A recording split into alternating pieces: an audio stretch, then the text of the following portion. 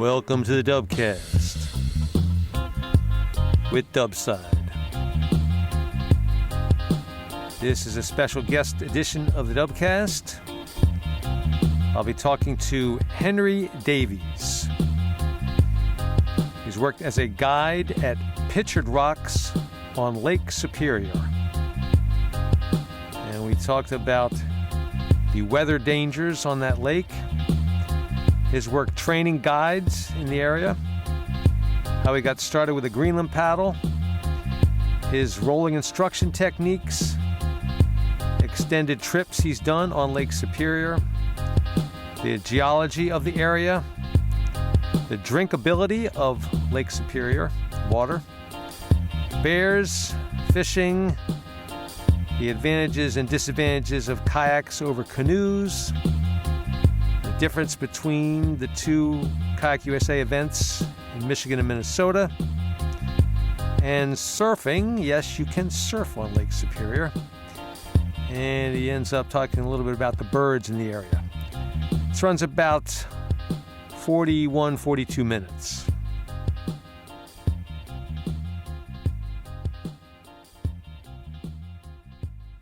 So, I am talking to Henry. I just call everybody by the first names. I don't even pay attention to last names. You'll have to tell me your last names. I don't even know what it is. Davies. Henry Davies, that's right. And you have been a fixture at, I see you at Michigan Training Camp as well as Minnesota Gathering, but is one of those more your thing than the other one? I've been going to training camp since 2004, and the Gathering, I'm not sure when I started there, probably more like 2014. Okay. So. Uh-huh. And so you do instruction and rolling at these events. Yep. Right? And you are a longtime kayaker for quite so many years, right? I've been kayaking. The first time I went kayaking was like one of these guided trips I went to in Bar Harbor, Maine, Okay. And so right after, I'd been canoeing all my life before that. So after that, then it's like, well, this is more fun. I can do this by myself. Uh-huh. So then I got a kayak shortly after that. So that was like 89 or something like that. You grew up in what area? I grew up in Wisconsin. Okay. Yeah. And now you're living in the Upper Peninsula of Michigan. Yep. I've been here 10 years. So. Does that make you an official Youper? Depends who you ask. There are different rules for different people. Mm-hmm. Well, being here just a few times over the last few years, I see there's a whole identity of Youper, which is UP is the Upper Peninsula. So right. It's just called Youper for short. And there seems to be a whole very unique culture in this area. So, and then your occupation now, I know you are for the Pictured Rocks, which is a very, very big tourist destination on the Lake Superior, right?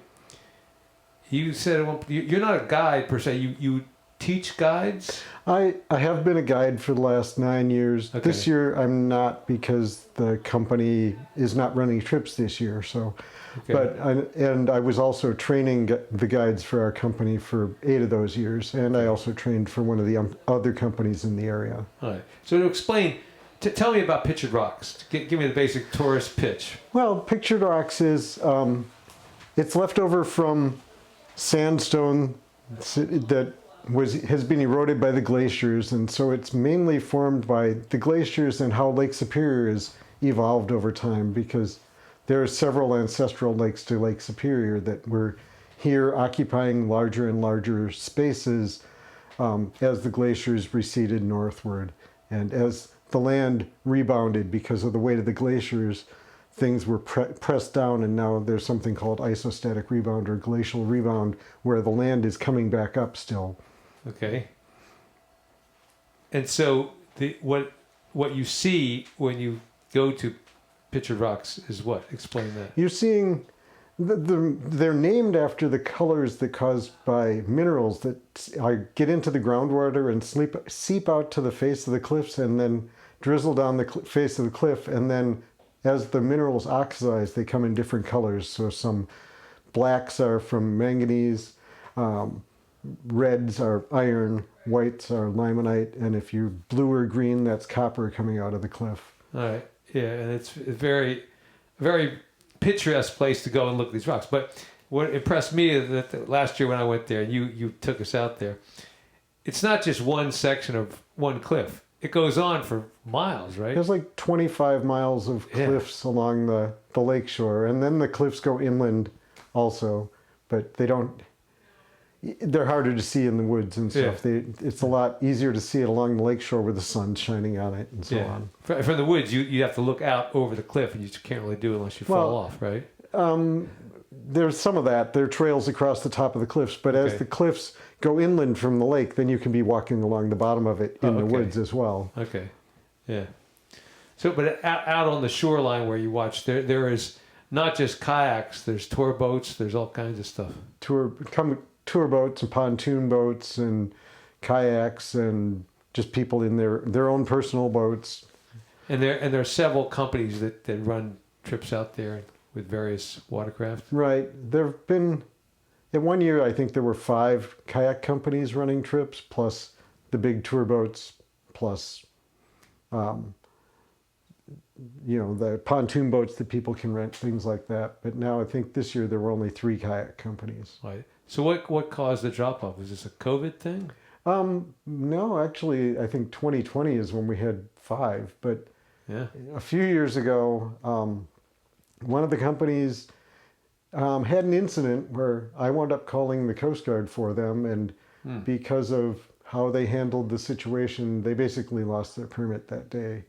So, and then we were down to 4, and this year the company I worked for, the owner decided he wasn't going to run trips. He's retirement age, so I'm not sure. Okay. He's saying he might be back, but I don't know what to believe at this point. So explain the dangers of going out in this area. Well, it's Lake Superior, so early in the season, I've trained guides when we've had fresh skim of ice on the lake, and we're going out doing rescues and wet exits in that with guides who haven't paddled before being with me. They've only been in wreck kayaks, if that. All right. And so, we have to worry about hypothermia. We have to worry, it's Lake Superior, so it generates its own weather, especially in early season and late season when the air temperature and the water temperature are quite a bit different. Right. Then it can generate winds and waves that can be significant, and they can pop up kind of without warning. So you have to watch the weather and watch the forecast. For say people in Denmark or far away that listen to my podcast. It's a lake, but these are serious ocean conditions. This lake is 150 miles from north to south and 350 miles from east to west. So you got ships and things out there. And a few years ago, we had buoys within 10 miles of shore reporting waves of 30 feet. 30 feet? Wow. And we had hurricane force winds of 70 miles an hour. All right. So in going out to Pictured Rocks with tour groups and stuff, the danger occurs like the weather kicks up? Is that your primary? Yeah. I mean, we have to worry about thunderstorms. That's mostly what's going to kick up the wind. But you have to watch, because weather forecasts are, in what I tell the guides, weather forecasts are always wrong. How wrong are they going to be? Maybe not a whole lot, but you have to be ready for it being wrong. And kind of guess are the waves going to come sooner than you thought? That's a consideration. Are they smaller than you thought, or the forecast said? That's not as big of a deal. But, it's always going to be a discrepancy between the forecast and what you actually get. So from where the kayaks put in at to where the good stuff is, I mean, you can see quite a bit of it, but you can be, an hour or more away from where you come back to. Yeah, our trips would, our half-day trips would go about 2 miles away from the beach and then 2 miles back. So when you're paddling at tourist speeds, that's getting close to an hour. Right. Or the full-day trip gets you about 4 to 5 miles out and then 4 to 5 miles back. Okay. And there may be some places to land, but there's no place that you can walk out because there are no parking lots closer than about 3 miles to the beach or to the cliffs at that point. Yeah. So have you been yourself in any major disaster scenarios or close to disaster scenarios? Or? Well, that one, I wound up on the radio with the Coast Guard for a while because that company kind of got me in that situation. They were having trouble. They couldn't complete their rescue. We were in It was like 1.5 foot waves, but then they bounce off the cliffs and they wind up being 2+ foot waves. Right. I had a group of my own, and we're kind of out there bobbing around. So people come and rent a kayak like without real kayak experience, and you put them in single kayaks. Everybody uses tandem kayaks for their rental kayaks now. Okay. When I first started, we were using singles though, and that you'd have more incidents, more rescues then. All right. So nice big wide stable double kayaks. Yeah. Okay. Yeah. But when it really kicks up, then things get. I've seen a double kayak basically going along. A wave picks it up, it turns 90 degrees and goes back down. So it didn't flip over. It just was aimed 90 degrees off from what it was a second ago. Wow. So you as a single guide will take out how many people at once? The park lets me take out 12 people in 6 tandems, but if it's a rough water day, I don't like to do that. Yeah. I'd rather have 4 or fewer tandems. But yeah. So, and these could all be relatively inexperienced people. You're the only guy out there have to take care of all of them. Right. All right. Yeah. So is the weather call your own judgment, or do you have other? So a supervisor telling you can't go out of the. What are the restrictions? Ultimately, it's the call of the guide on the water. Yeah. But if the weather is kicking up and we know it before we even start the trip, then it's going to be called back at the office, and they won't even get out to the guy on the water. So. Okay. Now, how does it work with the motorboats? There's like bigger vessels out there trying to get close to the rocks for the tourists to see things. Do they get in the way? Well, not really, because they usually stay further away from the cliffs than we do. I usually keep people pretty close to the cliffs. Yeah. But there's a couple of reasons for that. But also, when we're out there and I see the big boat go by that throws the best wake, then I'll try and get people to surf that wake if they're up for it. Okay. Yeah. In their tandems. Yeah. Some people will join in, some people won't. But all right. And I remember last year when we were out there, you showed us there was a shipwreck out there somewhere. Yep. You can look down and see. The shipwreck of the George. It was about 203 feet long, and it went down in 1893. It's a wooden schooner. Yeah. 3-masted. Yeah, all right. Well, this end of Lake Superior, is this the one where all the shipwrecks are? I mean, the graveyard back here? There is it's considered graveyard of the Great Lakes because there are no harbors on the South Shore here between here and Whitefish Point, basically. There's just Grand Marais Harbor. There are no other natural harbors. All right. But Munising Bay is a good natural harbor. Grand Marais is a good natural harbor, and Whitefish Bay. But it's that covers about 150 miles, and you've got a harbor on each end and one in the middle. Yeah. So even for the big ships, they've got to watch the weather too. Yeah. Often they'll, if we have south winds, they'll hide on the south shore. If we have north winds, they'll hide on the north shore. That kind of thing. Wow. So when you're instructing guides, what do you tell them? What are the important things for them to know? Well, mainly I want to get them so that they can paddle reasonably, which and part of their job is to be able to do a rescue. So the most important thing there is, in my mind, getting to the rescue and accurately so that they can actually start it. If they paddle up to somebody and coast past it, they're not doing a rescue yet. All right. So first I have to get them up to speed doing that and teach them how to do rescues. A tandem like that weighs 100 pounds, and then you put 70 pounds of water in it. It's a big thing to try and dump that out from a little solo kayak. 70 pounds? That's not like 700 pounds of water? Well, water's heavy stuff. Yeah, water's heavy stuff. The kayak by itself is 100 pounds. The thing is, you can't just pull it up right side up onto your boat. It's too heavy. You can't lift it upside down because you have to bring it up on its edge and dump it as you pull it up, or I have to.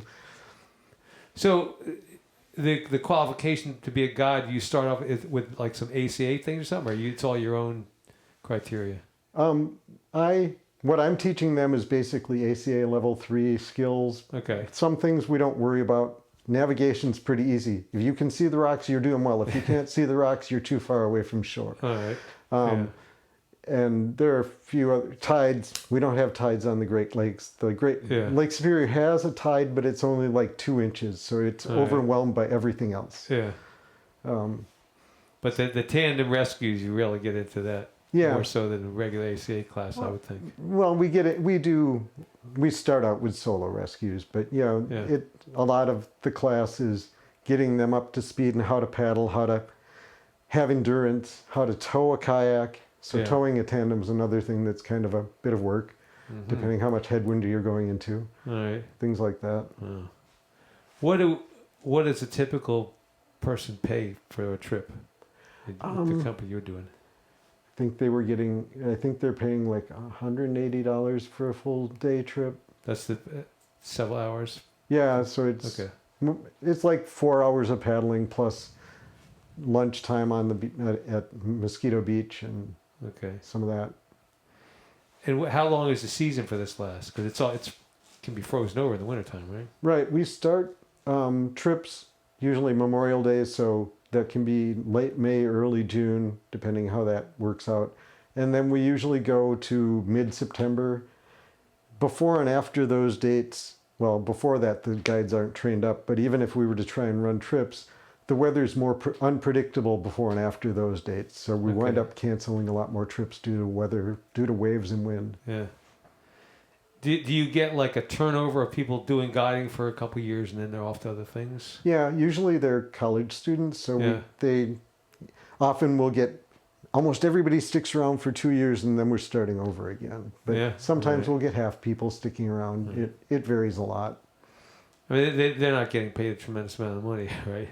I'm not sure what they get. It's not a tremendous amount. They get something. They stick around for another year, so it must be enough. But all right, yeah. Well, in my experience, talking to other places, that just general work in the paddle sport field, it's good summer work for people. But when they look at really what they can expect career-wise, there's no money to be made. So if they want to get some serious money, they're off onto something else. Well, and a lot of these people are outdoor recreation majors, so they're going to do the same kind of thing as a real job. Maybe not in kayaking, maybe it'll be rafting, maybe it'll be climbing, but I don't know. I don't know what kind of income those things are, but certainly you can find things that have more income, but it's also, you don't need a vacation kind of, because what you're doing is already fun. So all right. So tell me how you got into traditional kayaking. I bought a paddle back in about 2001, a Greenland paddle, and started using it on my first trip that year. So I'm out paddling in amongst the ice with a Greenland paddle and been using it ever since. What particular brand was that paddle? That was a Superior, wooden Superior paddle. Yeah. Mark Rogers. Yeah, I still have it. Oh, cool. I still use it. Yeah. And did you plug into the Kayak USA thing back then, or how? Well, I think it wasn't there quite yet then, but yeah, it was getting started on the East Coast in 2001. A few years after that, I was at the Great Lakes Sea Kayak Symposium, and Greg Stamer was there as like an invited instructor, and he was touting Kayak USA at that point because he was just starting it up. So I got into it maybe a few years after that. Right. Probably got into it after I started going to the Kayak TC training camp. Okay. Which really was only like 3 years later or 2 years later. So. Right. Yeah. I went to Michigan training camp, as they called it back then. I think the first time I was 2006 or 7 or. Okay, my first time was 2004. All right. You recall seeing me there at all? Oh, yeah. Really? Yeah, early on, yeah. Okay. Well, and you were there every year from there on, kind of, yeah. Well, I missed a bunch in between I forget what I was doing. That's in, August. Yeah, because I was doing more overseas stuff during that time of year for a stretch. Your hair was much longer then. Oh, yeah. You remember that. Uh-huh. And then the gathering, when did you start going to that one? I think it was like 2014. I'm not sure. Okay, I'd have to check my notes. But yeah. So you do instruction at these things, and I've seen you in working with people rolling one-on-one. Like I do a lot of things too. Tell me your basic technique for somebody who's a beginner. I kind of feel like there are a lot of people who are better at teaching the beginners than I am, but still, usually I'll get them to work on a balance brace. And if we're having trouble with that, we'll work on some sculling. And even if we aren't having trouble with that, I'm still going to get them sculling because I can get them, that scull is the tail end of the roll. So that helps them learn what they need to do. But what I'm trying to get them to learn is how to get onto the back deck without actually putting their nose in the water yet, so that they can be comfortable in breathing. All right. So what are some typical problems you run into or typical mistakes people make? Usually, after you get that going, and then you start going into the water and coming out, it's that the paddle stays on the side you fell in on, and then they get totally confused. So that's one of the things, and then I just wind up holding the paddle trying to make sure it gets onto the other side. They're still confused, but now the paddle's in the right place. All right. Yeah. Usually people just forget to hip snap, things like that. Yeah. I mean, there's how many different things. You Everybody's got their own failure they can do. That are very afraid of going underwater? Some. Often that's not so much the case, but you do have people who just want to delay by talking to you until they decide to do the roll again. Yeah. Which can occupy more time than actually doing the roll. It almost always does. I remember Dan, I think it's Dan Siegel, he'd get into that and he'd say, "Shut up. I talk, you listen. Shut up, do the roll." I don't quite get that abrupt with people, but that... Well, I'll just tell them, you're just stalling. You know that, right? Yeah. Okay, let's roll. Yeah. Do you do any teaching of rolling outside of the Kayak USA events? I have done that. I used to teach rolling for a local kayak company, a local shop, when I lived down in the Detroit area. But since I've moved up here, I haven't really. Was that with the Greenland paddle still? I didn't care. Whatever they brought. Okay. Yeah.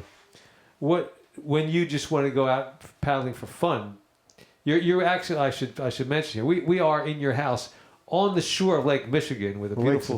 Lake Superior, I'm sorry. Excuse me. Lake Superior, there's a big difference there. But we're in a back room, so I don't have a view right now, but it's a very, very nice place here. You got the water lapping right at your yard, actually. So when you just want to go out paddling for fun, where do you go? Out? Well, I'll go on Lake Superior because it's right here. Yeah. I'm not one much for going on the local lakes, because if I'm going to go out paddling for fun, I'm probably going to do 15 or 20 miles. So, all right. I just got done with a trip where there were two of us, and we did like 270 miles over 13 days camping out of our kayaks. This is along the shore of Lake Michigan? No, Lake Superior? Lake Superior, along the Canadian coast. Yeah.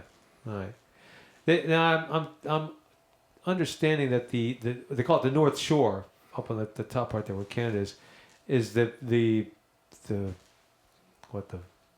layout of the landscape is a lot different from the southern part. The geology up there. Geology, that's what I'm looking for. There's some differences and some similarities. There's a lot more volcanic rock, basalts and so on, but there's also some sedimentary rocks like sandstone, but the sandstone there doesn't have the mineral streaking that we have here. It's often more of a redder sandstone, where we've got a beige sandstone. And even just like Grand Island is right near Pictured Rocks. It's in Munising Bay, and that one is made of a much older sandstone than the Pictured Rocks is, and that's got a mixture of reddish and cream-colored sandstone. And does anybody do the whole circumnavigate the whole Lake Superior? It sounds like several people do it a year. You know, they like somebody did it this summer, and they said they paddled like 1,000 miles. Like, well, you didn't follow the coast very closely, then, did you? But it's longer than 1,000 if you go into every little nook and cranny. Yeah. I think I've read a number like 1,600, but yeah, I could see it'd be tempting to take shortcuts here and there. Yeah, but it's even with the shortcuts, I mean, that's going to be what, a month or longer? I think that's what people do is a month, or it just depends how much they're following the coast and things like that. What are the goals of their specific trip? Yeah. Do people try to go across it? People have gone across it. I don't know much of the details of that. I think I've read of people who have successfully crossed it, yes. Right. But there's somebody, I've been out to Isle Royale, which is a national park in the middle of Lake Superior. It's about 45 miles from the Keweenaw Peninsula in the UP, and I've been out there and met a guy who paddled out there from the Keweenaw Peninsula. And I've paddled out there from Minnesota side, which is about 15-mile open water crossing. Right. So, and that's just sort of the west half of the lake. Right. Like I said, it's about 350 miles the across. shipping channels fairly well known? They're on your charts, yeah. Okay. That doesn't mean you know where they begin and end. There are no buoys for True. them. Yeah. Out in the middle of the lake. Yeah. And you get fog here. Yeah. Sometimes it hangs for quite a while, right? Last year we had a trip. We were out for 15 days, and it seemed like we had fog every day, not all day long, but you'd be paddling along, and there was one day it's like, this island, we saw it 2 hours ago when we were eating breakfast, but we know it's right over there, and we just about ran into it because the fog was so thick. Yeah. So just careful navigation with your compass to keep you on track. Yeah, I have a GPS, but usually I just use that to keep a track so I can put it on my maps, and I usually go with compass and chart, but if we have a wind and fog, then sometimes you don't quite know where you are, so the GPS helps with that. All right. We found shore, but what shore? I'm not quite sure. Mm-hmm. Do you monitor VHF radio to listen to the ships and stuff? Often not, because I've only got usually out on 2-week trips, and I've got a limited amount of battery I can expend on stuff like that. Mm-hmm. All right, but the Coast Guard is all over monitoring the radio, and they're out there and with their. Last time I was out on Isle Royale, I had to make a Mayday call for a different group. So they picked up when I made my Mayday call on my radio. All right. Uh-huh. Can you drink Lake Superior? It's pretty clean. Okay. The things you have to worry about are what washes off land. So if you're paddling close to shore, you're more likely to have problems than if you're out in deeper water. All right. So, but having said that, I've had guides that work with me in the past who that's all they did, but they would drink water out of the lake as they were guiding, and they're paddling along the cliffs. I'd say to them something like, so what lands on the cliffs, and what do they do when they're on the cliffs in between rainstorms? You know, the seagulls up there. I guess that didn't bother them, but okay. Well, it's a big lake. There's a lot of water. I know, but you're still pretty close to shore. It's true. It's true. Can't deny that. Yeah. So, do you see any big changes or milestones in the future for kayaking, or for the type of stuff you do, or what does the future hold? Yeah, I don't know that I don't look at things very globally, because like Lake Superior's got a lot of interesting shoreline, and I can paddle here happily for many more years, and probably more than I have left anyway. All right. So, and there are places I haven't been and places I need to go back to, and so I think about things of how do I paddle more than the paddling world, I guess. Yeah. So when you go do these runs along the shore for several days or weeks, do you have bears in this area? Oh, there are bears in this area. When I've backpacked in this area, I've seen fresh tracks, and I've also run into like, oh, look, a cub. Where's the mother? Really? Things like that. These are black bears, right? Black bears. That's what we have around here, right? Yeah. I've never really had an issue with a bear. I've had bears that were grunting and shaking trees. And but you got to do all to keep the food out of your tent and hang your stuff up in a tree and all that kind of stuff. Yeah. All right. But no major disasters. Yeah, I've never had a minor disaster either. So. All right. When you do these camp trips, do you like fish for supplement your food with stuff that you gather or catch? A little bit, not much. I mean, I don't fish personally, but I've been on my trips where one of the other people or a couple of the other people fish sometimes, but usually it's, do we have extra time in this day? It doesn't happen every day. What kind of fish are they catching? Do you know? Susan caught a pike on one of our trips on Puckasaw, and last year she caught a brook trout. So. Right. They're fishing not while they're paddling. Just right, yeah. Okay. Fishing from shore. Yeah. All right. Cool. And we've harvested mushrooms and berries and stuff on our trips too. All right. One of the people I paddle with knows all the mushrooms, so. All right.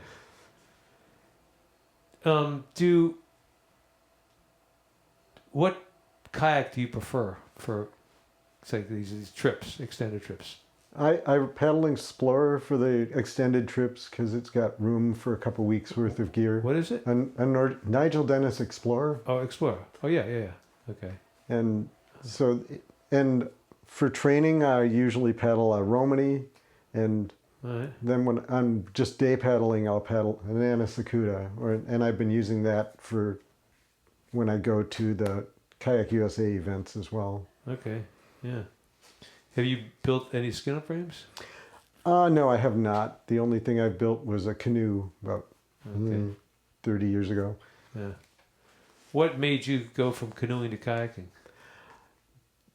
The ability to do solo and the ability to get out on bigger water like the Great Lakes. All right. You can't solo in a canoe? I'm sure you could, but you have to worry about the waves a lot more. True. Yeah. I can go out in bigger waves in a kayak than I would feel safe doing in a canoe. I can see on Lake Superior. Yeah, I can see the kayak would come into its own. Those small lake trips are long things. If you have lots of stuff to carry, the canoe has its advantage. Oh yeah, right? It's so much easier to move a canoe full of gear. You know, the kayak portage is not in the Inuit language. That's the canoe language, the French Canadians. So yeah. All right. So my kayak never gets portaged. Uh-huh. All right. Have you gotten interested in the rolling competition list of all the different weird rolls that the Greenland list consists of? A little bit, but mostly it's stuff I can't do. I can do maybe about 10 or 11 rolls, and maybe there's some I don't even think of, but yeah. Right. At the Michigan training camp, what is your favorite part of that weekend? I like to see people learning new things and help them learn new things. And just to see it when they get something to work, it's like, or even if they don't quite get it to work, they have something new, a new way to work on it on their own for later, that kind of thing. All right. Have you been to any of the other Kayak USA events in other parts of the country? No, I haven't. Oh, okay. Well, how do you see the difference between the gathering in Minnesota and the training camp in Michigan? Training camp is a bigger event. It's a lot of it I see as how it's evolved because I've been going there for so long. It's the different groups of participants have changed over time, where early on when I was going, it was more people who were trying to learn third, fourth, fifth kinds of rolls, and now it's people who want to understand a Greenland paddle versus a Euro paddle and how is it different. So they're just getting into it, and there's a lot more people who are learning first rolls, or maybe just learning how to do forward stroke and some of those kinds of things. All right. So when you first were going there, it was Dave Braun? He was still running it then. Yeah, okay. And it was a lot of the Walden Ponscombe people doing a lot of the teaching. So back then you saw it as less straight up beginners and more some advanced things? That's what it seemed like. Yeah. Okay. Yeah. All right. Well, I've always noticed all these events have somewhat of a turnover, and you get some new people, but sometimes more people more new people than other times, but it's always good to have a mix of Mhm. all the different things. Yeah. It seemed like there's been a couple times where we had just a lot of new people come in at training camp, and it changes the flavor of it for a few years after that, and then it'll happen again. Yeah. All right. And where it seems to me, and I haven't been going as long, but the gathering is more people who've known each other longer. They kind of live closer to each other. They're more family, and I think that's kind of how training camp started. But now it's gotten bigger and more new people, so it's a little less that way. I mean, there's still a core kind of, but there's a lot more people than just the core. Yeah. All right. Well, the one unique feature of training camp is since you have Lake Michigan right there on one side of the camp, and then a little lake, the small lake that they do more instruction on the other side. But and so sometimes we do, like last year we had surf out there on the big lake, and that was fun to do. Do you do a lot of surfing? I don't do a lot of surfing on my own because it would be just me going out. Sometimes that doesn't feel like the wisest way to go. Okay. But it's not like somebody else can help you much when you're surfing. But I do, because when I'm training guides, I need to get them up to the point where they can do all their rescues and maneuvers and stuff in 2 feet of waves. I need to teach them to surf too. So usually I'll get out and surfing with them earlier in the year and get them towing and rescuing and all that kind of stuff in 2 to 3 feet of waves. Right. And you still use your Romani or your Explorer for that? Romani usually, yeah. Okay. Yeah. I my version of surfing is just trying to get on the wave and then rolling. since my roll is fairly dependable, so I'm not intimidated by the surf. But to get it to stay on and ride the wave is that's a little tough. And I can't think of when I've had a problem with rolling in surf. It's when I wind up on shore and I'm upside down on the beach, then the roll's not as good. All right. Yeah. So along the shore of Pictured Rocks, you must be familiar with every little spot, the whole progression from however many miles of it is. What is your favorite place? I guess one of my favorite places is Spray Falls. Okay. And mainly because it's kind of one of the hardest places to get to in a kayak, because it's like 8 or 9 miles from a beach that you can drive a car to. Okay. So it winds up being a 16 or 18 mile trip, depending how closely you follow the cliffs. Wow. Spray Falls also falls directly off the cliff, 75 feet right into Lake Superior. Wow. So, and it's almost, I've never seen it not flowing. So this is like springs or melting snow, or what's feeding that? It's also got to be fed from rain, but it's a stream, Spray Creek, but it must have enough of an area that it collects water from that it never seems to dry up. I've never seen it dry up. So you say 75 feet off a cliff, it just comes right down into the into the lake. You can paddle in the water falling down on you. Yeah. The problem is the water falling down creates a current flowing out, and the air that it brings with it creates a current above the water flowing out. So everything's trying to keep you from getting under the water. Right. Wow. Well, I remember when we went out, there are different areas here and there with the water coming down in falls, but this sounds like the most spectacular one. Yeah. All right.